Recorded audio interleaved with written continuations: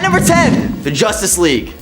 Nah, just kidding. At number 10, what if Spidey kept the symbiote suit? Big shout out to Smasher6763 for suggesting this skeletal Peter Parker from Earth 9811. Imagine a reality where the heroes and villains are trapped on Battleworld after the events of Secret Wars and never return to Earth. Instead, they settled down, got hitched, and had families. Amidst all this, Spider-Man still sports the black symbiote costume, never having it removed by Reed Richards. Over time, the symbiote consumed Peter's body, leaving nothing but a skeleton underneath. It's this horrifying revelation that Peter's been deceased for ages and Venom's been pulling the strings. Yet Peter's mind retains a glimmer of consciousness, as his consciousness was absorbed by Venom, making the whole ordeal even eerier. If you're enjoying this video so far, you can support the channel by pressing like, subscribing to Top 10 Nerd, and ringing that notification bell. At number 9 is the Revengers. Thank you, Jack of Clubs 6229 for suggesting this one. In the eerie annals of alternate realities, one of the most chilling versions of the Avengers emerges from the Cancerverse, a nightmarish realm where life has conquered Earth. This gruesome transformation was orchestrated by none other than Sentry, the once celebrated Lord Marvel. In a desperate bid to stave off his terminal cancer, Marvel struck a bargain with the enigmatic Many-Angled Ones. These eldritch entities resided in the intersections of the multiverse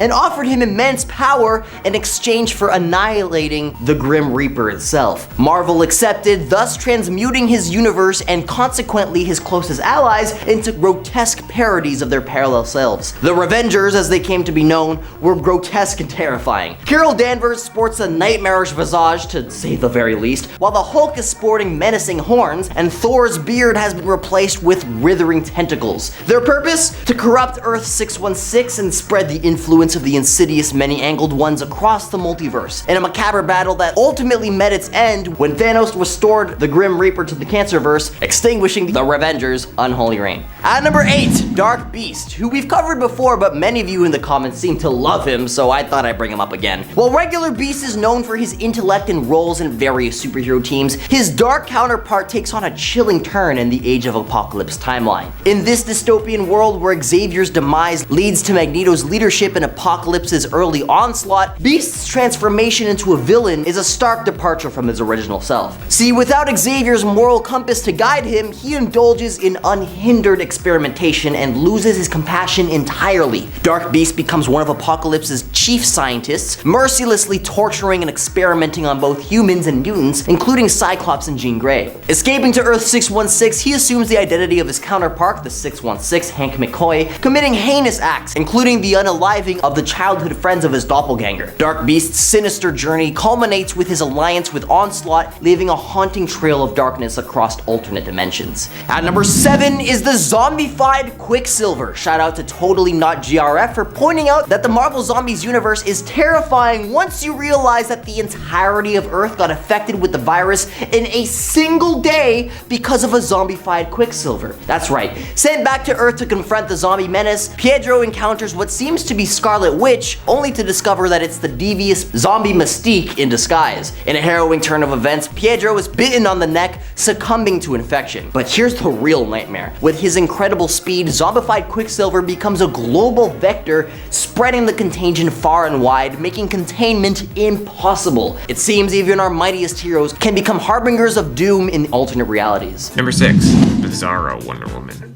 We all know of the original Bizarro, and by original I mean Superman's Bizarro.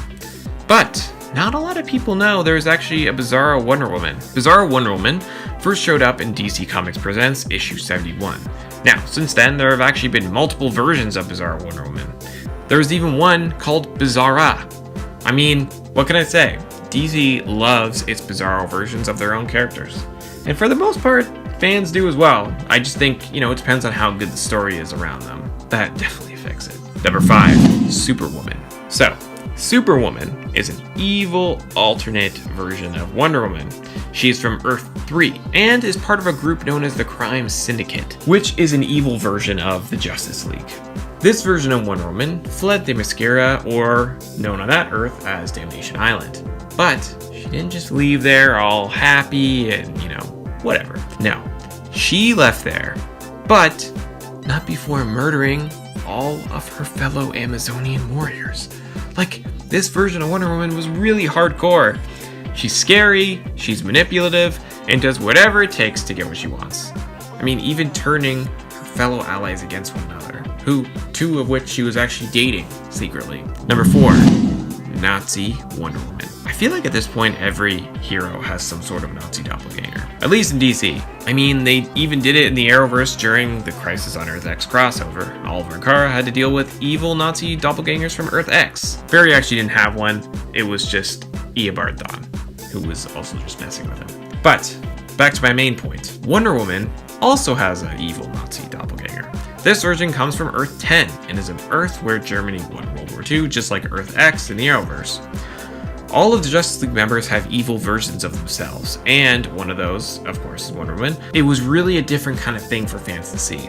And in this version, there's almost no one that can stop them. Imagine going up against an evil version of the League. It's just a terrifying thought. Number 3, Flashpoint Wonder Woman. When Barry Allen went back in time to save his mom, he created an alternate timeline. It was during the comic event Flashpoint. In this new timeline, Wonder Woman and Aquaman, meet up to fight a common enemy. But they also happen to fall in love. It always happens. The only problem is, Aquaman is taken with Mira. But that doesn't sit well with old Diana. She's like, no, let me take care of this problem. So, she kills Mira. But it doesn't sit well with Arthur. And then after that, Themyscira and Atlantis, they decide to go to war. This war basically ravages the entire world. Wonder Woman just kills a ton of people and gets to the point where you wouldn't even really recognize her anymore. It's a great story though. I mean, Flashpoint has become one of the most beloved DC stories around. Fans love that alternate timeline it created. It's been adapted into an animated movie, and it was even brought into The Flash Season 3. It's super popular. Number 2, Blackest Night Wonder Woman. Blackest Night was not only a big deal for Green Lantern fans, but just DC fans in general. It was one of the most epic events in DC's history. The long-forgotten Black Lanterns returned, and in order to become Black Lantern, you have to be dead, which Wonder Woman was. As a Black Lantern, Wonder Woman is basically unstoppable. I mean, they are so powerful. At one point, Mara stabs Diana through the chest with a trident. A freaking trident. And that doesn't stop her. She does eventually come back to the land of the living, but fans really like seeing this kind of different, quite frankly, super scary version of Wonder Woman, if only for a little while. Number 1, Injustice Wonder Woman. I feel like a lot of people probably saw this one coming. I mean, the Injustice universe just keeps getting more and more popular. It was created in 2013 with NetherRealm Studios' fighting game Injustice: Gods Among Us, which is an awesome game. It's set in a world where Superman is basically tricked by the Joker into killing Lois and their unborn child. This, of course, makes him go crazy, as it would with anyone. That would just mess anyone up. And he ends up starting an evil regime. Some heroes in the DC world end up joining him, and some obviously stand against him. Wonder Woman is actually on his side in this version. This version of Wonder Woman is brutal. She just straight up kills anyone in her path. We're not given a lot of her backstory, but they are always expanding this world. There have been multiple ongoing comics set in this world, and of course we ended up getting Injustice 2. Fingers crossed we end up getting Injustice 3 sometime within the next couple of years, but there are rumors going around that NetherRealm is working on something outside of Mortal Kombat and Injustice. So at this point, it seems like it's going to be a very long wait until we see Injustice 3, which really sucks. Fans love that franchise, and we need a third installment. We need to end that trilogy. Number 10, Age of X. There isn't really an exact X-Men team in this reality, but there are the Force Warriors, so I guess we could consider them as an X-Men alternate? In Age of X, we learn of Earth 11326. Here, there was no Professor Xavier to bring mutants together, uniting them.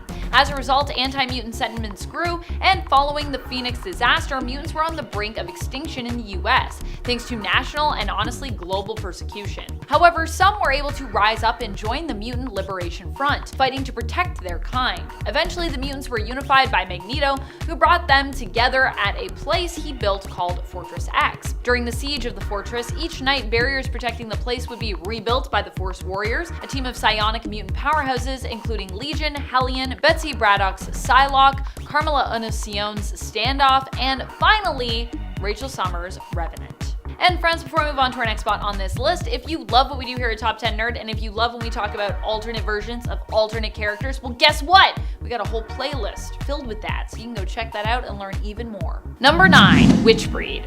The Witch Breed hails from Earth 311. They are mutants of that reality. Witch Breed is a term given to anyone who basically kind of has powers in that reality, but while some of these characters are villains, not all of them are bad. In fact, the Witch Breed team is made up of mutants who attempt to help others, who are good, and yet who are mistreated just because of who they are, like them. The Earth 311 reality is known as 1602, named after the year it's set in. The team here is led by Carlos Javier, and members include the Angel, Hal McCoy, Petro, Sister Wanda, Scariest Summerisle, Roberto Trefusis, and Jean Grey, who is disguised as a boy and going by John Grey. Number 8, Hellions. Okay, so this one isn't technically an alternate version of the X-Men, but they are from the main continuity. But even discounting that, because I have talked about main reality alternate versions of the X-Men in the past and included them on my list, counting them according to my own self-defined parameters for the list, this team also isn't technically a version of the X-Men specifically.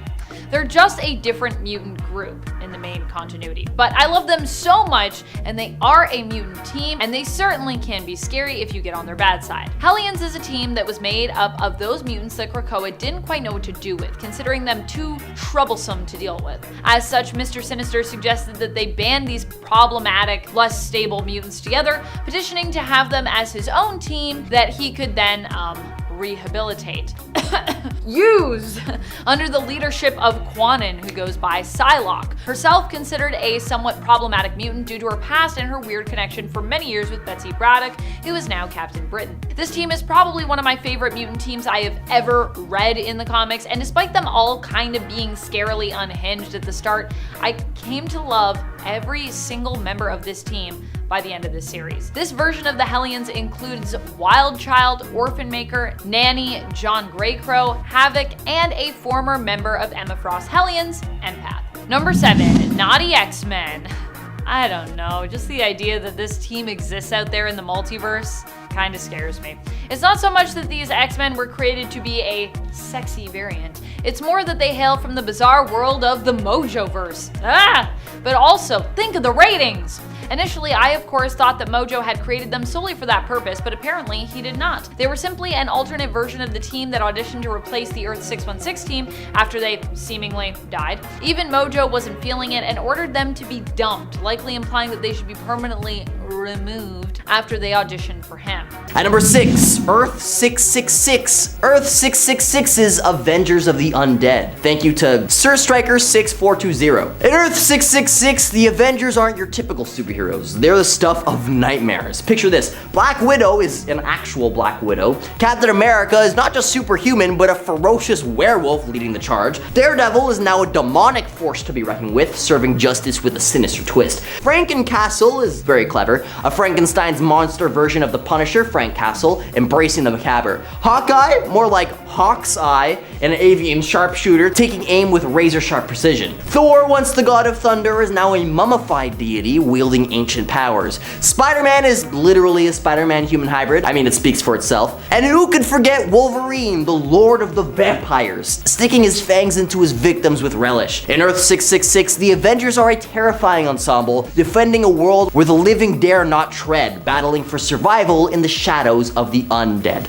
At number 5 is the Void, the opposite alternate of Sentry. Shout out to Zack Schneider 5337 for this suggestion. Void, a malevolent force lurking within the psyche of Robert Reynolds, the Sentry. This dark entity, more of a cosmic concept than a person, embodies his deepest, darkest fears and desires. The Void is the yin to Sentry's yang, a relentless force that threatens to consume not just Earth, but the entire multiverse. It's a chilling alternate superhero where the line between hero and villain blurs as the Sentry battles to keep his inner demon at bay. In this eerie twist on the Avengers, the team's greatest adversary isn't an external threat, but a part of themselves, a haunting reminder of the line between heroism and destruction. At number 4 is X-24 from Logan. Shout out to Brilliant Thardy Games 127. In the dark, twisted multiverse of comic book adaptations, we've seen our fair share of alternate versions of beloved characters, but none quite as spine-chilling as X-24. In the film Logan, this sinister creation was engineered to be the ultimate unaliving machine, a nightmarish image of Wolverine himself. Unlike the brooding and complex Logan we know, X-24 was a ruthless berserker devoid of any moral compass. He wasn't plagued by inner demons or a sense of duty, he was a pure force of destruction. What made him even more terrifying was his relentless pursuit of Laura, or X-23, who shared Wolverine's blood. Every time X-24 appeared on screen, a wave of anxiety washed over me, knowing that this unrelenting monster would stop at nothing to achieve its grisly objectives. It's a chilling reminder of how alternate versions can take familiar heroes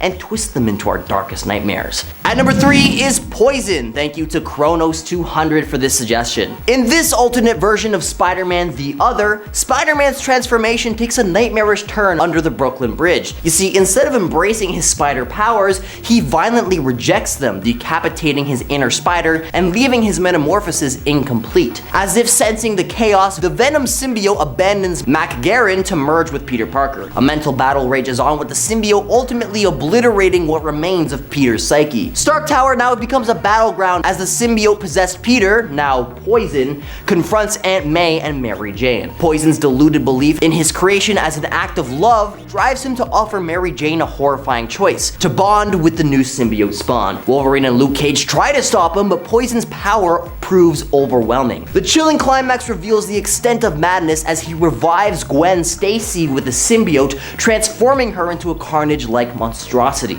In this unnerving alternate reality, Spider-Man is unrecognizable and fear lurks just around every corner. At number 2, Norman Osborn's Dark Avengers. Shout out to Damon Blackfriar 3238. You guys gotta make some better usernames, holy cow. In the wake of the Skrull invasion, Osborn ascended to power, wielding authority over S.H.I.E.L.D. and the Thunderbolts, bending them to his will. Under his Hammer agency, Osborn recruited a macabre roster of quote-unquote heroes. Among them, Bullseye is masqueraded as Hawkeye, Venom as Spider-Man, and Moonstone as Miss Marvel. Ares and Sentry lingered, tainted by their association with Osborn. Miss Marvel wisely refused to join the team, aware of Osborn's malevolent past. But Osborn's recruit of baddies didn't stop there. Daken assumed the mantle of Wolverine, while Novar became Captain Marvel. Osborn himself donned the Iron Patriot suit, a twisted embodiment of patriotism. At number 1, Spider Assassin. Shout out to Lil Do 9796 for bringing this one up. Spider Assassin is a version of our friendly neighborhood hero who's taken a dark turn. It all starts with a trip to Germany, a tragic loss, and a secret romance. You see, as Spider-Man teams up with Wolverine to take down Charlemagne, the stakes rise and morality blurs. The turning point in this reality comes when he chooses to save Charlemagne's sister, Alex,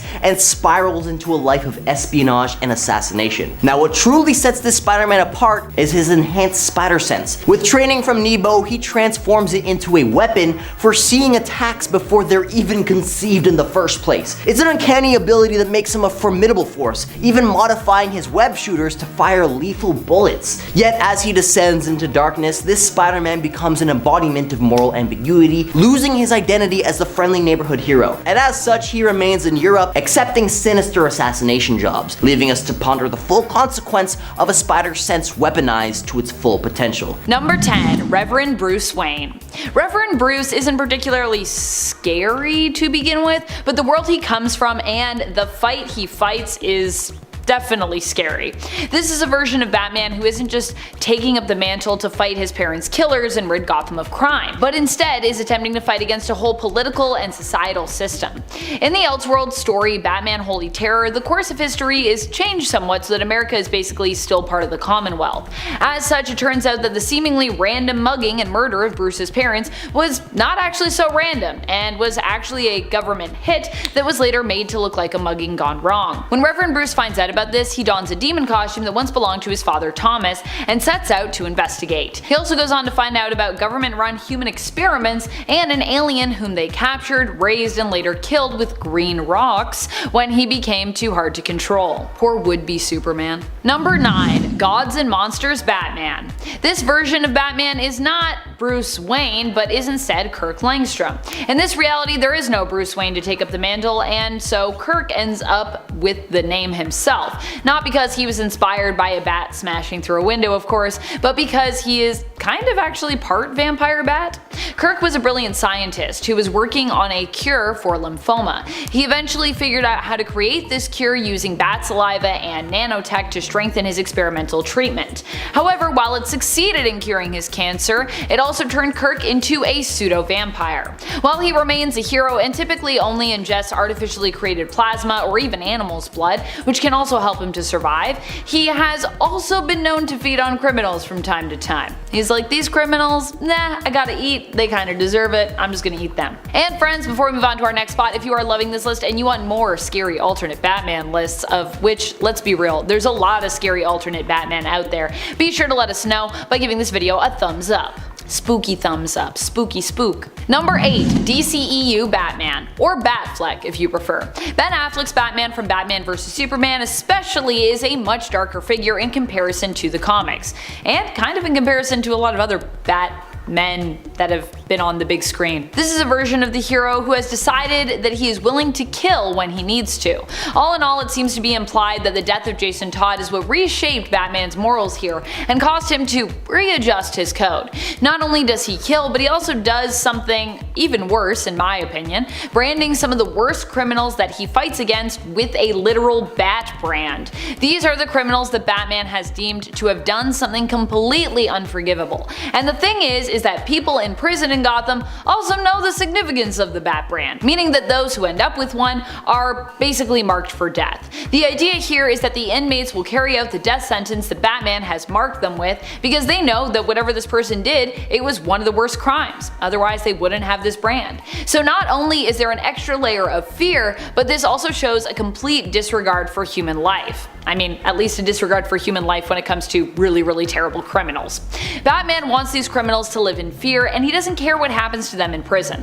In fact, he kinda hopes that they end up dead. Number 7, Batman the Silenced. One perfect spine-chilling dark multiverse tale that I have loved, which even comes with its own creepy lullaby, is the Tales from the Dark Multiverse Batman Hush. In this story, we get a reimagined narrative where Batman's childhood friend, Thomas Elliot, is the one who ends up messing up Bruce's life.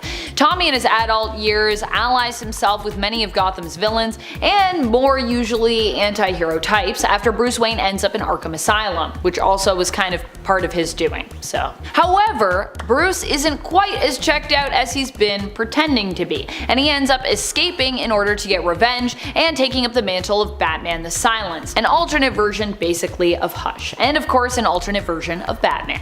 Number 6, Marvel Zombies. What makes the Marvel Zombies reality version of the X-Men so scary? How about the fact that most of them were killed off and those that did survive became bloodthirsty zombies? I think the idea of that should be enough to make your blood run cold. Marvel Zombies is a brutal reality known as Earth Z or Earth 2149. While we don't know much about what this world was like before the zombies arrived, it's expected that for the most part it was pretty similar to Earth 616, except for a few minor differences as far as I can tell. The X-Men end up getting attacked early on by Alpha Flight, and those members of the team that survive then go on to fight alongside one of the last standing mutants of the living, Magneto, who becomes sorta like their new leader in this reality. Also, I gotta say, you know you're in some bleak reality when Magneto becomes the leader of the X-Men. I feel like I have yet to see a reality where he leads the X-Men that is without some extreme element of darkness, other than of course the main continuity. Number 5, Dark Reign. During the Dark Reign event, we didn't just have a Dark Avengers team. We also had a Dark X-Men team as well. Dark Reign was an event that happened in 2009. It followed Secret Invasion. After Norman Osborn was broadcast on live television taking up the threat of the Skrull Queen, Varanki, who led the Skrull invasion of Earth, Norman was celebrated as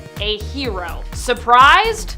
I know. He was made the head of the organization created to replace S.H.I.E.L.D., which at this time was fully defunct. Norman named his organization Hammer and created his own Dark Avengers team. As with his Dark Avengers team, the Dark X-Men team members were also selected by Osborn, for the most part anyway. The team included Mystique, Emma Frost, who was Black Queen at the time, Namor, Dawkins Wolverine, Mimic, Omega, Cloak, and Dagger, who have both been, I think, disputed mutants in the past, and the alternate version of Hank McCoy known as Dark Beast, who hails from the Age of Apocalypse reality. Number 4. New Dark X-Men. Madeline Pryor leads this new team of Dark X-Men. The team was put together by her when she felt compelled to take action. As Madeline says to Havoc in issue number 1 of Dark X-Men, "You should know by now that I'll wage war against anyone if I think it's just." Donning her new Crown of Mercy. Yep, Maddie gets her own team of X-Men in the second volume of Dark X-Men, which began just this year in 2023. As of issue number 2, the team has grown to include Havoc, Gambit, Maggot, Azazel, Monet's brother Marius St. Croix as M-Plate, New Mutant Feint from Children of the Atom, where she was formerly introduced as Gimmick, and Zero, who actually possesses Wolverine's android clone, Albert.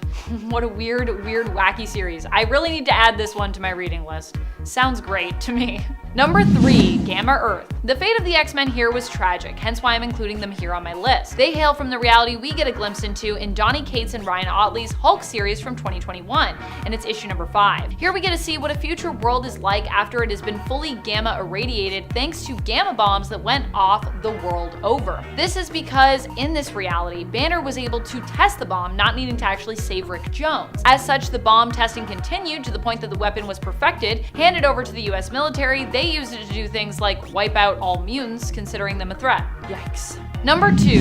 Reichsman. The Reichsmen come from a world where Germany and Axis won during World War II. They made their first appearance in Excalibur Weird War 3, issue number 1, and they are about as weird and disturbing as you would imagine them to be. This reality, Earth 597, is also home to the disturbing alternate version of the Excalibur team known as the Lightning Force. The Reichsmen are led by Herr Moira McTaggart, Reichsminister of Genetics, with the team including alternate versions of Havoc, Psylocke, Rogue, Storm, and Banshee. Number 1. Days of Future Past. This X-Men team did not fare so well, so they literally reached back into the past to get help so that their future could be prevented from ever coming to pass. In this reality, known as Days of Future Past, named after the story it appears in, or as designated reality number Earth 811, mutants end up being hunted down by Sentinels who take over. Not only are the X-Men almost all gone or dead or otherwise locked up and contained for being mutants, as well as all of the mutant population, stripped of their rights and freedoms, but non-mutant superheroes were also wiped out as well. It's truly a bleak reality. This team of X-Men is able to get a message back to their past selves thanks to the help of Wolverine, who breaks them out, giving Rachel Summers and Kitty Pryde in this timeline enough cover for Kitty to travel back in time through her own consciousness. And it's sent Superior Spider-Man. Superior Spider-Man is actually Otto Octavius, who prior to the Superior Spider-Man storyline had brain swapped with Peter. Yet a piece of Peter still remained in his own body and didn't die in Otto's body, which ended up convincing Otto to be a hero, albeit a darker one. This small bit of Peter that was left in his body was also trying to regain control, for obvious reasons, because a superhero was piloting his bone mech. This small bit of Peter though was at times able to interfere or even control Otto temporarily. One of these moments came in Superior Spider-Man number 8, where there was a device that was capable of wiping Peter from Otto's brain, but to get the actual item, Otto had to perform surgery on a little girl. However, Peter didn't think that Otto was actually able to do it, so he tries to stop Otto from even performing the surgery, but he also didn't want him to get the thing that would wipe him from his brain. Also, Otto did this surgery while having his Spider-Man mask on and an additional face mask. But either way, this version of Spider-Man was definitely more ruthless and willing to kill, since he was still technically a supervillain. And at 9, Kane. The clone that would come to be known as Kane was the Jackal's first attempt at cloning Peter Parker. Initially thought to be a success, Kane eventually became deformed due to a flaw in the cloning process, and he continued to degenerate, and he was left further deformed and mentally unstable. Aren't we all? The Jackal allowed Kane to live as like a test subject to see how long he would be able to survive, and it ended up exceeding Jackal's expectations. As a result though, Kane experienced a strong feeling of rejection that might be kind of like a father-son kind of thing, you know what I mean. Kane left and realized that the degeneration that had caused his mental state to decline had also amplified his powers that he had genetically kind of inherited from Peter. His strength, speed, stamina, and agility were also comparable to those of Peter, but he also gained precognitive powers as well, which showed him flashes of the future, which seemed to be sort of an amplified spider sense. He also possessed a mark of Cain, which was a corrosive touch that he used to leave eaten away handprints on victims' faces, which is pretty damn scary if you ask me. Also, if you're enjoying this video and want to see more, be sure you hit that like button and subscribe because it really helps us out against the algorithm almighty. Also, I'm dressed as Spider-Man and talking about Spider-Man, so I feel like that's worth a like. In at 8, Pestilence Spider-Man. When Apocalypse started his plans for world domination, he captured 4 people who he saw as being good enough to be his horsemen and corrupted them. Spider-Man became the horseman known as Pestilence. Pestilence was one of the horsemen that Deadpool, Cannonball, and Siren encountered in their alternate reality search for Cable. And even though Pestilence was accompanied in the fight by Famine and Archangel, all 3 of them were defeated. This version of Peter Parker has the same powers as his 616 counterpart, except this time they've been augmented by Apocalypse when he corrupted them. But I mean, like a Spider-Man who is literally a horseman of the apocalypse and asks people if they will scream while he sucks the marrow from their bones, I think it's safe to say that this guy's pretty damn scary. And he made his first appearance in 2005, which makes this character around the same age that Peter was when he got his powers, which is kind of ironic. He hails from Earth 5701, which is the age of Apocalypse Earth. And at 7, Ghost Spider. Ghost Spider comes from Earth 11638, and in this reality, Peter Parker's Uncle Ben never died, and actually ended up helping Peter to train as a hero with his new spider powers, becoming the Amazing Spider, a famous and popular superhero who also became a rich and successful scientist, having his own company called Parker Technologies. With his resources and motivation from Uncle Ben, the Amazing Spider used transportation technology to bring Spider-Men from other universes to his and absorb their powers to increase his. After bringing the Spider-Man from Earth 616 to his Earth though, and making him believe that he arrived in this universe by accident, the Amazing Spider was weakened by the feedback of the dimensional portal. Eventually, the Amazing Spider was convinced that what he was doing was not in fact heroic and allowed himself to die. But after dying, the Sorcerer Supreme of Dr. Banner, infused Peter's spirit that was trapped in hell with the powers of the damned, causing him to become a form of Ghost Rider, calling himself the Ghost Spider. And honestly, this is one of the baddest spider suits of all time. I love it. If I could figure out a way to cosplay this, I would. Number 6, Vampire Batman. This alternate version of Batman comes to us from the alternate Earth 43. As his moniker describes, he is a version of Bruce Wayne who transforms into a more literal version of Batman when he becomes a vampire. Batman. Get it? Because vampire bats. Oddly enough, this is also not the only version of Batman in the multiverse that also happens to be a vampire, as you already know, because we talked about Gods and Monsters Batman as well, who's also a vampire. Despite being a vampire on Earth 43, Bruce still fights on the good side, fighting against his vampiric urges to feed on human blood. At least, initially he fights against them. At one point, Vampire Bats asks Alfred to stake him in order to prevent him from giving in to his bloodlust, after he seemingly killed the Joker by draining him of all of his blood. However, a stake through the heart doesn't actually kill Batman here, but simply leaves him in a coma. Months later, Gotham is in a pretty bad place without Batman's presence, and Alfred is forced to awaken him in hopes that Gotham will once more have a savior. Batman does go about taking out criminals, but in a very vampiric way, creating a bloodbath as his time staked and his bodily decay has resulted in the loss of his sanity. So he's there and he's killing criminals, but he's like killing criminals, and it's like a lot. Number 5, the Merciless. This alternate version of Bruce is one who ends up wielding the power of Ares in the memory of Wonder Woman. Oh yeah, and he's also the one who fought with Diana to the very end against Ares before he inevitably was kind of forced to kill her. Or forced in his eyes, but in our eyes we're like, Bruce, don't do that. Don't do it. This alternate version of Bruce Wayne, aka Batman, hails from the dark multiverse of Earth at -42 and is one of the Batman who laughs Dark Knights. To me, he represents Bruce's obsession with power and symbolizes what could very well happen if this was left unchecked. Bruce here loved Diana, but still ended up betraying her because he knew that she would not allow him to keep the power of Ares for himself, and that she would rather destroy such power. So he was like, I gotta hold on to the power because I'm doing great with it, so I guess I gotta kill ya. But also, he wasn't doing that great with it. Spoiler alert. Number 4, the Bruce. This alternate version of Batman comes to us from the reality belonging to Batman I Joker. Here, Batman is a tyrant and a symbol who is worshipped as a god. This is not our own Bruce Wayne, by the way, but like a dystopian, almost cyberpunk future version of the character where the people of Gotham see him as their ruler and god. In fact, I don't even know if this guy's name is actually Bruce Wayne or is Bruce at all. I think he's just a person that's elected and like that's the role you play. or that seized power. The people of Gotham worship him and his mission for vengeance. The whole comic is pretty horrifying to read and reveals how even the best of heroic intentions can be perverted over time. Nothing scarier than just humanity and the way that we think things through and can like take a good idea and make it into something a lot more sinister. That's the scariest thing of them all. Well, almost. There's a few more points. Number 3, Murder Machine. Murder Machine is an alternate version of Bruce Wayne who hails from the dark multiverse reality of Earth -44.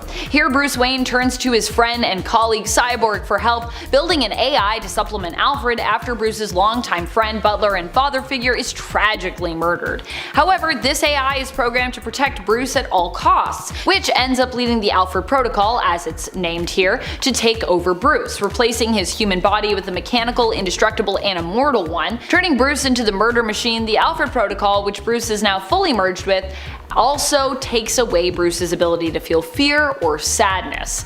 I think you know where this is going. It's not going to a good place. In the end, it labels everyone a threat to Bruce and helps him to kill all those who could potentially harm him, including the entire Justice League. Pretty bleak stuff. Number 2, Nemesis. Nemesis is probably one of the most brutal Batman alternates we've ever encountered. Probably also because he doesn't even hail from DC Comics himself, but instead is a creation of Mark Millar's, who hails from Icon Comics. Mark Millar doesn't hail from Icon Comics, but this character does. Mark Millar does many things. Well, we do have an elaborate backstory for Nemesis, which involves him also seeking vengeance for the death of his parents, but in a much more twisted way. Since his parents were actually the worst kind of wealthy folks and murderers themselves, it's never really even confirmed that this backstory is the true backstory of Nemesis. In fact, it's even implied in the story that Nemesis could actually be multiple people who just cause mayhem and death and destruction because, well, maybe they just enjoy it? The whole idea of the character and everything that he does is pretty messed up and is quite dark.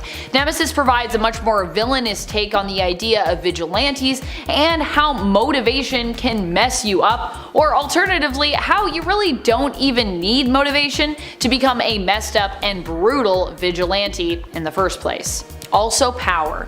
Lots of things about power, because that's how it goes. Number 1, Batman Who Laughs. Obviously one of the darkest and scariest alternate versions of Batman out there has to be the Batman Who Laughs. This version of Batman is actually like an amalgamation of Joker and Batman, but he is ultimately an alternate of Bruce Wayne, because he is Bruce Wayne, so a little more Bruce really than Joker in the end. He used to fight crime as Batman, but one day Joker took things too far and caused Batman to snap. And not just snap internally, but externally as well, when he actually snapped Joker's neck, killing him.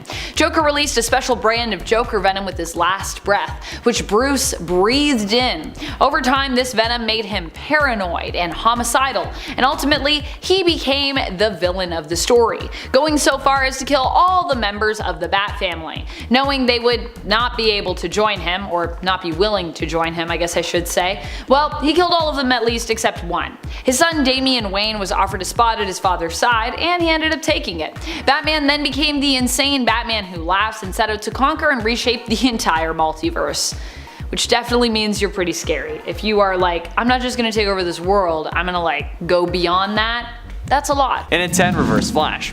Now I know what you're thinking, but isn't Eobard known as the villain Reverse Flash? But he's a villain, he's not Barry. Okay, look, alright, I get it. In the main continuity, yes, but in the dark multiverse Flashpoint story, Eobard actually becomes the Flash, and he kind of became his own form of hero in a way, like a dark, twisted, messed up hero hellbent on eradicating the human race and just subjugating all superheroes to his will, but hey, that's still kind of a hero, right? Technically it counts. And I mean, like, he's still scary and another version of the Flash, so yes, it does. This is a universe where Barry Allen dies while trying to get his powers back with Flashpoint Batman, aka Thomas Wayne. But he dies, and the Reverse Flash kind of takes his place. But once he tries to stop the war between Aquaman and Wonder Woman by threatening them and killing Arthur, you know that there's going to be some hell to pay. So he sets out on shaping the world into his own image. This involves preventing Batman from ever becoming Batman and instead creating his own superhero team full of versions of the characters we know and love, but all with Reverse Flash logos somewhere on their suits usually. And I have to say, preventing Batman from being created is probably the smartest thing that Eobard has ever done, or could have done in this situation, because either way, no matter who becomes Batman, Batman is always going to lead some form of resistance. So by eliminating Batman being created, you stopped just a resistance rising against you, so good on you. And at 9, Gorilla Grodd Flash. Grodd Friended Me is the 13th episode of the 6th season of The Flash, and is the 127th episode overall. In this episode, Grodd comes to Barry as a projection of Joe, and tells Barry that he is aware of his progressions made post-crisis. He asks Barry to assist him with getting to the Gorilla City that is now on Earth Prime, so he can at least be happy among his own kind, because currently he was locked up at Argus. Barry realizes that they have to try something new and overlook the past, and they need to work together to beat the Salivar that is in Grodd's mind.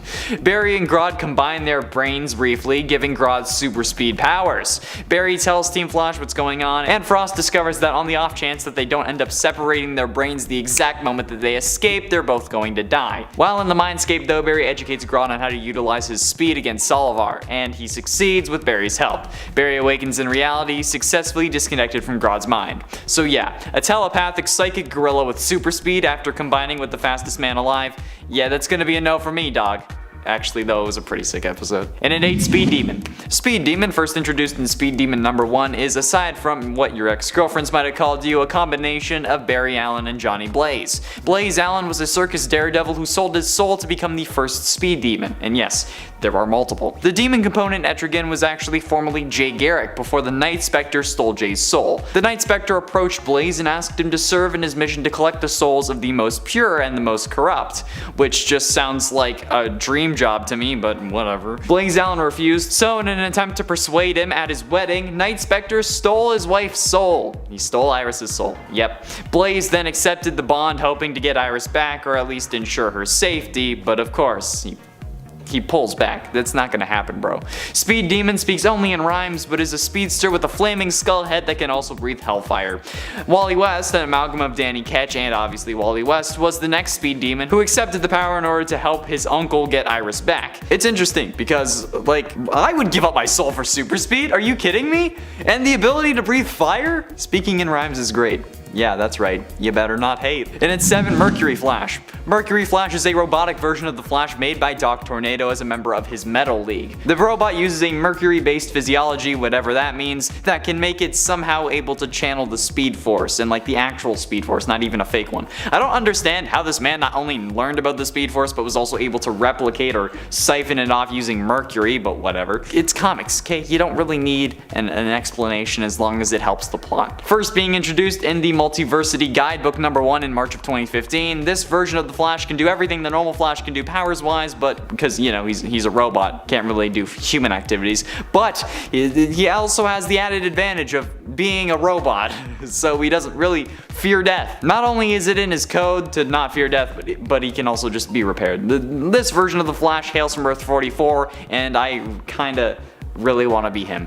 No responsibilities, only running super fast and drinking motor oil. That's the dream. And at 6, Zombie Spider-Man. Okay, so technically this is Spider-Man, but it's a zombie version of Spider-Man, but I'm gonna count it anyway, because this is pretty damn messed up, zombie or not. On Earth 2149, an alien plague ends up infecting all superpowered individuals and turns them into zombies. However, it's later revealed that the Necronomicon from the Evil Dead was actually what caused this plague. But after learning that the plague was really bad, since I guess the fact that they were calling it a plague wasn't enough, or the fact that the world had to shut down, so the population wasn't wiped out, Peter ran home to get Aunt May and Mary Jane the hell out of Dodge. But when he got there, we got a good old case of Parker Luck, protagonist syndrome. Boom, zombie spider. He ends up becoming a zombie as soon as he gets home and eats the 2 most important women in his life. He also fractured his jaw before becoming a zombie, so he could open his mouth more, I guess. Or kinda like man spider it. Yeah, it's not a pretty sight. Like, even by zombie standards, it's whew. Halfway through, and at number 5, Man Spider. Man Spider is the mutated form of Spider-Man, which appeared in both the comics and the 1990s animated series, with his original appearance actually coming from the animated series. In the 90s cartoon, Spider-Man's transformation into the Man Spider was not caused deliberately like it was in the comics, but as a result of his body mutating further from the original spider bite that gave him his powers. After his attempts to ask Professor X and the X-Men for help developing a cure meet with failure, Spider-Man turned to his friend Dr. Mariah Crawford for aid. Unfortunately, his initial attempt to cure himself resulted in him accelerating the actual mutation process and growing 4 new arms. The accelerated mutation subsequently caused him to mutate into the Man-Spider after fighting the Punisher and a recently mutated Michael Morbius. The mutated Spider-Man retained some of his memories and his emotional responses to seeing loved ones or people who reminded him of his loved ones but could not communicate with them. Eventually, during the final episode of the storyline called Neurogenic Nightmare, Dr. Connors reprogrammed devices that Vulture was using to absorb youth from other people and caused him to give Peter back his spider powers but not the mutation, resulting in the Vulture mutating into Man-Spider, although somehow he had gotten rid of this mutation off screen later in the series. It's also worth noting that the introduction of Man-Spider in the comics, which was thanks to this animated series, is actually what introduced the biological web shooters from Sam Raimi's Spider-Man into the comics as well. And at 4, Spider Carnage. Spider Carnage is my favorite alternate version of Spider-Man. Also being introduced in the Spider-Man animated series in the 1990s like the Man-Spider from last number, this version of Peter Parker shared most of his early life with his superhero counterpart. However, the difference between these two was that Aunt May at some point died as well, being buried next to Uncle Ben. Thanks to some messing around with interdimensional portals by Jonathan Ohm, a version of a Carnage symbiote from another universe sensed this Peter's anger and latched onto him, turning him into the Spider Carnage, a version of Spider-Man with the Carnage symbiote, if you couldn't tell. A villain set on revenge and the destruction of all realities. Spider Carnage is one of the coolest iterations of Spider-Man to date in my opinion, and it's part of the reason I love the 90s cartoon so much. I watch it all the way through just so I can see Spider Carnage at the end. And while there is a version from the comics just called the Spider, which is Spider-Man with the Carnage symbiote, this version wanted to destroy literally everything, so yes please, this is certainly the scarier of the two, just saying. Sorry comic lovers, okay? Look, I like the comics too, but Spider Carnage is definitely worse than the Spider. Getting close to the end at number 3, Patient Zero Spider-Man. After the Punisher accidentally released Survivor 118, a chemical designed to help people adapt to a post-apocalyptic environment, Spider-Man was the first to show symptoms from it after he ate the rhino during a hockey game. The Fantastic Four subdued him shortly afterwards and put him in a cage for experimentation, but Ben Grimm also succumbed to the plague himself and freed Spider-Man from captivity, though the exact reason why he did that is unknown. As he escapes into the city, he briefly fought Wolverine and the Punisher, but soon the world would start to fall apart, and heroes and villains alike would become cannibals, eventually leaving the Punisher as the only hero left to fight them. A turf war erupted among the emerging tribes of cannibals, due in part to the King of Death's manipulations in an attempt to thin the herd, but Spider-Man, now referred to as Patient Zero, was the most successful, and took control of all of Manhattan for his own tribe, while the others left to stake new lands. They had to conquer other places. Especially given the recent world issues though, I think that this is certainly something that I can say a good majority of people are afraid of. Although I bet that there are some survivors on this earth that say Survivor 118, that the Survivor 118 plague is fake.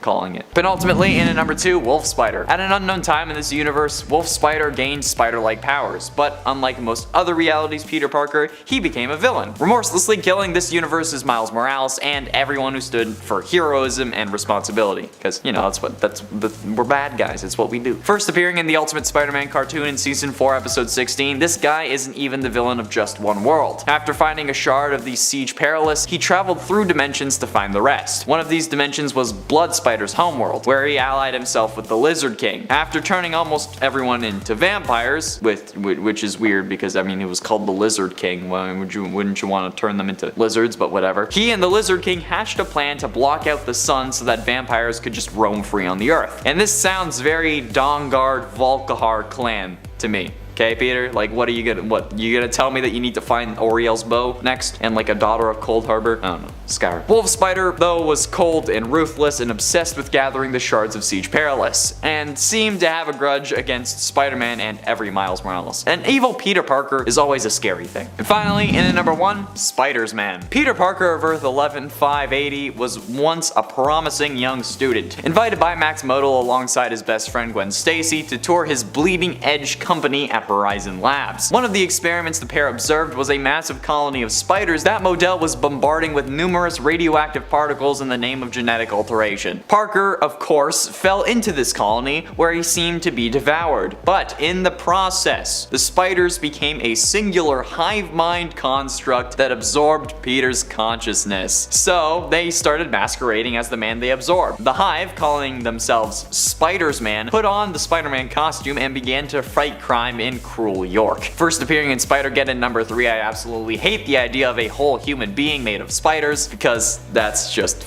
up. In at 10, Hyena. Hyena, first introduced in Legends of the Dark Claw number 1 from 1996, is a combination of DC's The Joker and Marvel's Sabretooth. He is the archenemy of Darkclaw, a combination of DC's Batman and Marvel's Wolverine. His real name is Creed Harley Quinn. The Canadian government initiated the Weapon X project. Logan and Quinn of the RCAF were both accepted as candidates for the project, along with 4 other volunteers. Logan's latent metamutant healing factor kicks in, which allows him to survive the adamantium crafting process, and Creed survives as well, but becomes a remorseless killing machine, exactly what the project was hoping for. Creed's sanity does not fare as well, and he eventually goes rogue, because of course he's going to.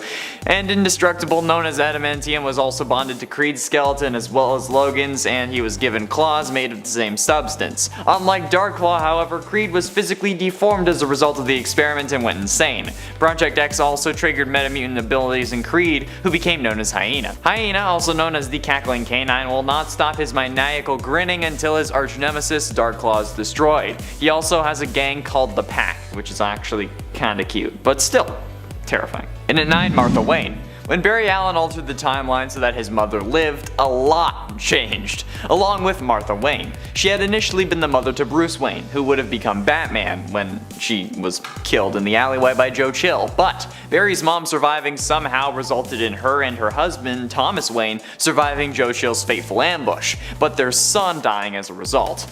Butterfly effect, I guess.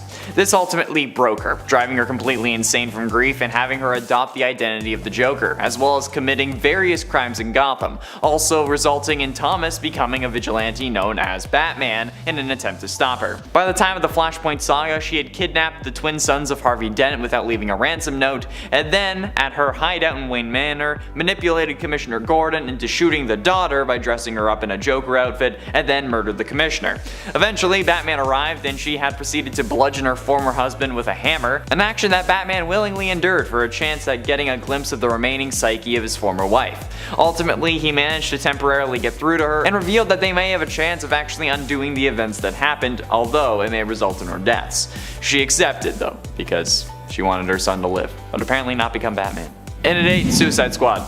The Joker is an infamously extreme and formidable psychopathic crime lord in Gotham City in this movie, being at the very top of the city's criminal underworld, greatly feared by all those other crime bosses and criminals. Though he is devoid of empathy or pity for anybody taking part in his wicked schemes, either by intimidation or fraud, the Joker used to adore his on-again, off-again girlfriend and partner in crime Harley Quinn, doing his utmost to rescue her from Task Force X and the clutches of Amanda Waller, with eventual success. I mean, like, he was in the movie for like 5 minutes total, but like, it's better than nothing, right? For unknown reasons though, he later broke up with Harley, leaving her on her own and the target of many of his enemies. This version from the DCEU was certainly a darker and more brutal Joker than what we've been seeing in the comics now, not relying on Batman and being more willing to kill like he was in the golden age of comics, much along the lines of the 3 Joker revelation from the Mobius chair, since this version also killed Robin in the DCEU prior to the events of the movie. However, some also believe that the Joker is a mentally unstable version of Robin, which could be revealed to be true, but I don't know if they're actually going to reveal it and just let it be a theory.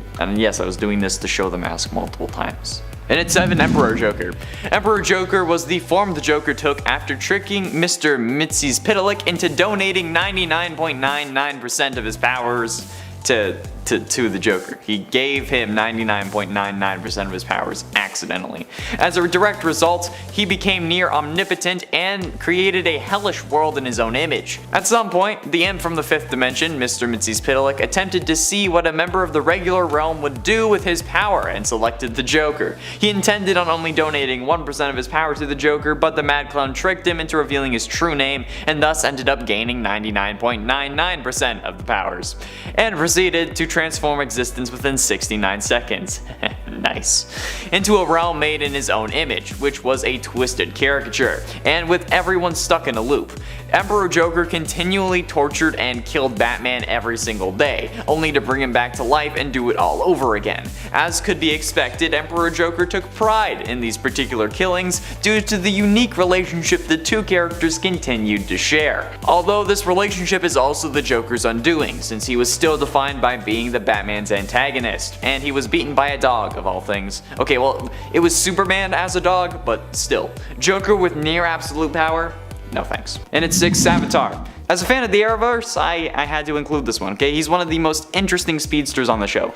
Savitar, while sharing a name with another evil speedster from the comics, is actually revealed to be a time remnant of Barry Allen, being more of a future Flash than actual Savitar. He's a combination of the two. His story is pretty messed up, in essence making himself to have a classic chicken and the egg scenario, as Cisco would put it, where he caused himself to be created. In the post-Flashpoint Arrowverse timeline, Savitar comes back from the future to kill Iris West before her and Barry get married.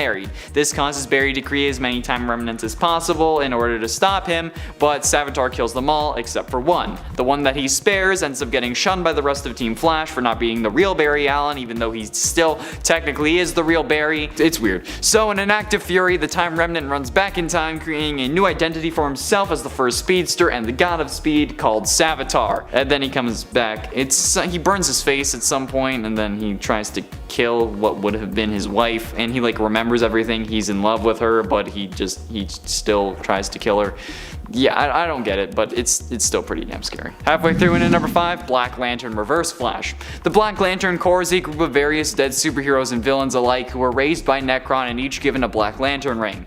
This ring grants them power over death, and these rings are powered by the Anti-Monitor, as he is present within the Black Lantern power battery. Those raised by the Black Lantern ring are in essence resurrected to where they were before death, but their mind is warped to serve Nekron's purpose. Those with the ring have various powers, including a healing factor, aura recognition, which allows them to see powerful emotions, energy spectrum assimilation, which lets them extract the hearts of individuals that they've slain and then use their last feelings to charge the central battery and their ring by 0.1%. And they, much like zombies, can infect others by biting them. A bite from a Black Lantern will slowly kill the one bitten, and then would turn them into Black Lanterns upon death. Basically, zombies with superpowers, in addition to being an evil speedster, so definitely not something that you should be trifling with. And at 4, Johnny Quick. Johnny Allen, also known as Johnny Quick, is a criminal speedster from Earth 3. Together with his girlfriend and partner in crime Atomica, he was a member of the crime syndicate.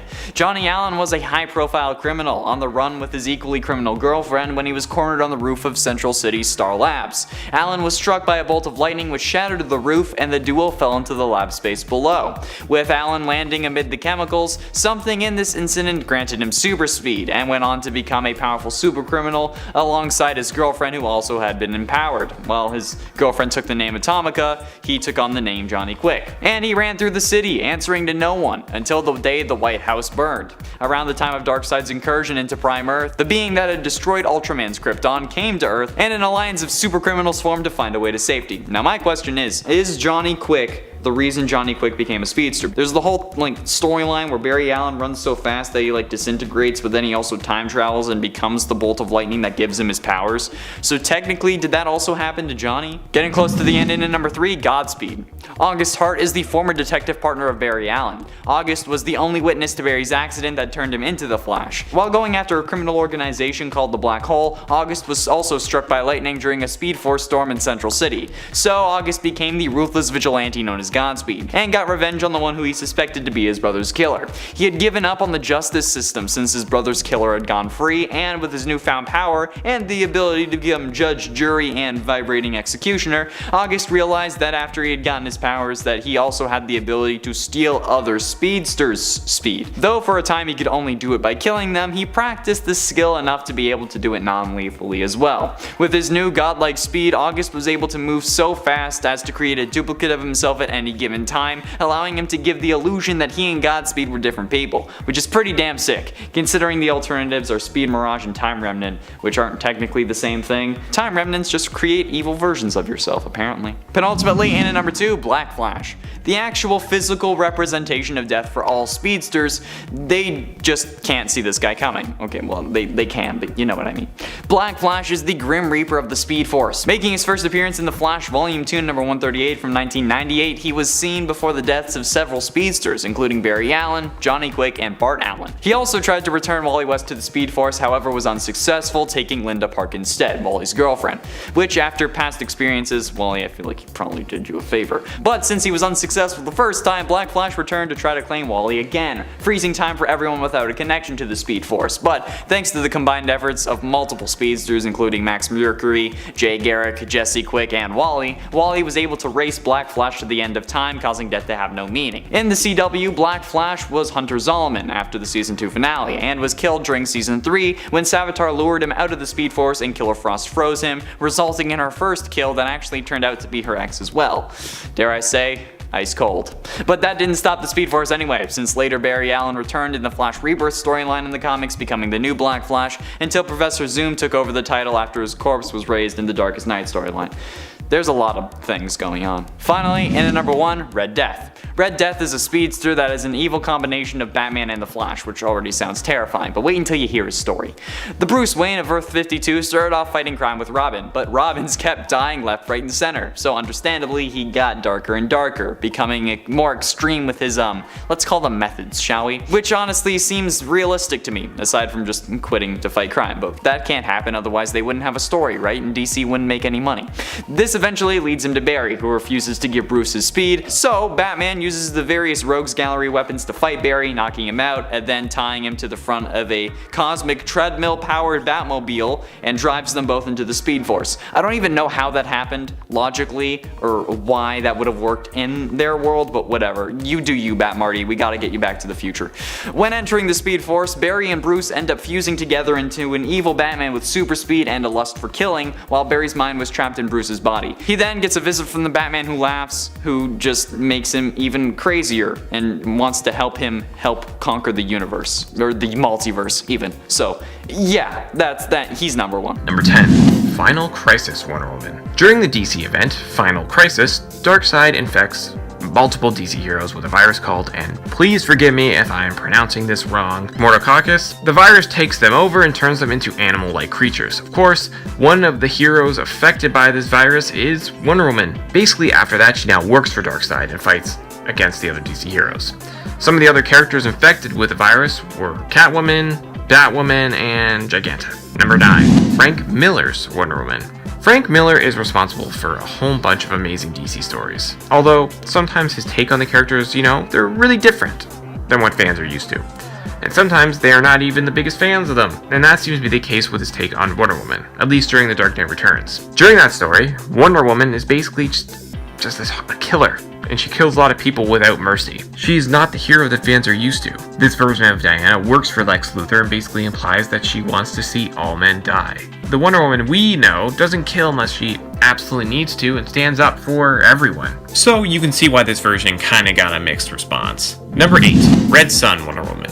This version of Wonder Woman comes from the Elseworld story Superman Red Sun, which is considered to be one of Superman's best Elseworlds tales. The story revolves around, what if Superman didn't land in Kansas when he came to Earth, but instead, Soviet Russia. During this story, we also get to see alternate versions of some of our other favorite DC heroes, including Wonder Woman. This version of her is in love with Superman, but he doesn't always show the same amount of affection towards her. And eventually, she starts to hate him. Later on, she ends up going up against him while starting her own, more kind of crazy, bloody versions of the Amazons. It's kind of scary. Number 7. Robot Wonder Woman.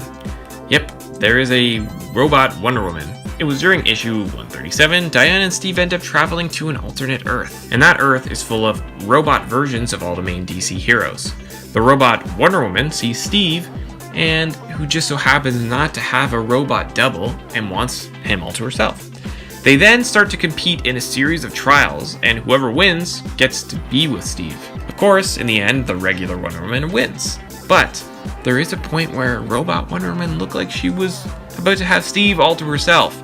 even though it kind of turns out she was cheating in most of the challenges. And at 6, Batman Two-Faces. Batman Two-Faces is the DC equivalent to the Dr. Jekyll and Mr. Hyde story, where ironically, Harvey Dent, also known as Two-Face, isn't the one with the Hyde affliction, but rather Batman himself is.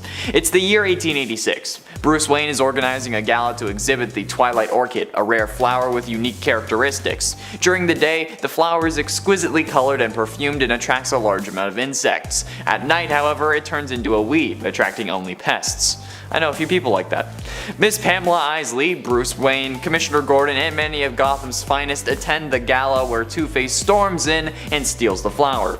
Bruce reveals that he had hoped to actually create a potion derived from the flower, which was retrieved from Miss Isley's dead hands. A potion which would cure Two-Face from his dual personality. Finalizing the potion, Bruce tests it on himself. He suddenly develops superhuman strength, agility, and a new sense of courage and purpose. He puts together a costume and sets off to battle crime on Two-Face's terms. However, this potion didn't only give him powers, it gave him another personality. The personality of the Joker. Yeah, that's right. In Batman Two-Faces, Bruce Wayne is the Joker, which is pretty frightening for sure. Halfway through into number 5, Batman Bloodstorm. At one point, Gotham City was attacked by a group of vampires led by Dracula. However, the vampires were defeated by Batman, who would become part vampire in the struggle. The Joker later lured the surviving vampires out of their underground lair and convinced them to allow him to be their new leader. The vampires accepted, and the Joker appointed a vampire named Creech to be his second in command. The Joker and his new gang then set out to conquer Gotham's underworld. Their first target was Cardona. The vampires ambushed Cardona and his thugs at their hideout, drank their blood, and transformed them into Night Stalkers like themselves. But yeah, you heard that right. The Joker of Earth 43 is Batman's archenemy, and a non-vampire leading a pack of vampires through fear. The ability to lead a group of vampires through fear is absolutely nuts, because like in every incarnation, vampires aren't really afraid of anything, aside from maybe other vampires or like steaks. Like nice medium steaks. That was a bad joke. You know what I mean, right? Like this is, how crazy is this version of the Joker to try to do that? I don't know. Like holy damn, or I guess unholy damn. Let's go on. And at 4, Dark Knight Returns. Like most incarnations, this Joker is a psychopathic mass murderer who is Batman's archenemy. Following Batman's retirement though, he gets confined to Arkham Asylum and falls into a catatonic state. But when Batman returns 10 years later, he comes back as well for a final showdown with the Dark Knight. It's unknown how he knows that he's back, but he just wakes up. The final showdown between the two ends in the Tunnel of Love, in which Joker hysterically stabs Batman in the stomach several times. But mid-stab, Batman instinctively breaks the Joker's neck just enough to paralyze him, but not kill him. Joker encourages Batman to finish him off, but Batman won't do it. So the Joker then finally says, "See you in hell," before, in a last act of revenge against his enemy, twists his own neck just far enough to kill himself, and framing his enemy for his own murder. Isn't that wonderful? That's freaking nuts. Who snaps their own neck to frame a guy? Okay? This is one of the freakiest scenes in all of comics. Like, what the living hell? And at 3, A Serious House. In the world of Arkham Asylum, a serious house on a serious Earth, the inmates of Arkham Asylum have taken over and seized control of the staff. They're willing to release the hostages, but only if their one demand is met. Batman must be turned over to them and become one of their own. Commissioner Gordon informs Batman that the patients of Arkham Asylum have taken over the building and will kill the staff unless Batman agrees to meet with them, and the patients are of course led by the Joker, who kills a guard to spur Batman to obey his wishes. Two-Face meanwhile has degenerated even further into madness, and Batman is forced into a game of hide and seek, and told he has 1 hour to make his way through the maze-like corridors of Arkham and find a way out before his old foes are sent after him. Yep, yeah. The fact that Joker is just leading a whole gang of prisoners who have taken over Arkham is absolutely insane. And then the art style of this comic makes it one of the freakiest depictions of the Joker to date. Like, you've been seeing it. It's nuts. Penultimately, in at number 2, The Batman Who Laughs. The story of Batman of Earth 22 was not much different from that of any other version of the Caped Crusader. When he was a boy, Bruce Wayne watched his parents get murdered in an alley, vowing vengeance against crime. So he trained for years and became the hero Batman, fighting supervillains in Gotham City. Everything went sideways though when Joker started a killing spree across Gotham. The clown had discovered that he was dying from the same chemicals that had turned him into what he was, and wanted to make everyone die with him. He killed all of Batman's enemies, including the Penguin, Catwoman, Killer Croc, the ventriloquist, a lot. Joker also killed Commissioner Gordon, who accidentally sprung an acid trap on his notebook and it melted his face off. After bombing a hospital and recreating the scene of Bruce's parents killing in front of him multiple times, Batman lost control and broke the Joker's neck. Unbeknownst to Batman though, the Joker exhaled a toxin contained in his heart, which infected anyone close to him if he died. In this case, it was Batman. This caused him to snap and basically become the new Joker, taking over Earth 32 and later on, gaining cosmic power. Yeah, cosmic power. Joker. But also Batman. No thanks. And finally, in at number 1, death of the family. When the Joker became obsessed over destroying the Bat family, he decided to arrange for his face to be surgically removed. According to the Joker, he did this to symbolize that even without his mask, he was still the Joker, whereas Batman, Robin, and Batgirl's identities were only mask deep. To see this through, Joker arranged for the serial killer known as the Dollmaker to remove his face surgically in Arkham Asylum. The Dollmaker sent his, son to do the procedure though, only for the Joker to kill him by tearing out his throat with his teeth. Dollmaker later went on to actually remove his face since Joker refused to do it any other way, but the two actually arranged to celebrate his rebirth before leaving the clown's face on the cell wall for Batman to find. Joker would later use straps, clips, and pins to retrofit the flesh back onto his face in a form of mask, which he wore over his now exposed tendons, hiding the way he looked, because honestly that might have been a little too much. Joker would also remain in this mask for the remainder of his plan to destroy the Bat family, a mission which ended in a dinner party in the Batcave. And I think it's fairly obvious why this is number 1. Even without cosmic power, a man getting his face removed only to turn it into a mask to wear it again? No thank you. Not to mention that this is also the face that Joker's daughter ends up wearing, I'm pretty sure. So, no.